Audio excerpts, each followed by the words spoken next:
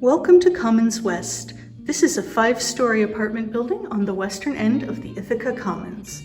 We're here today to see apartment 514, a studio on the 5th floor.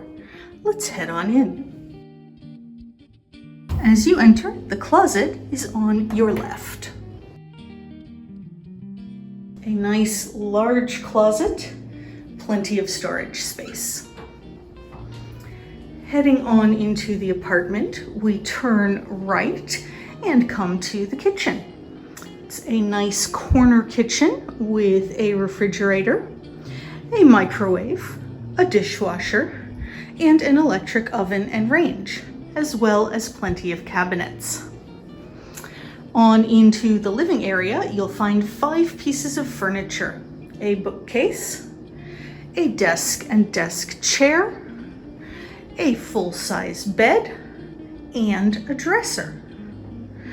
This apartment faces east with 2 large windows that look out over the roofs of neighboring buildings. Every studio is air-conditioned and has a heating element. One great feature of Commons West is the intercom system, so you can buzz your friends up. And we'll finish in the bathroom. A nice bathroom with a medicine cabinet, a vanity, and a shower and tub combo.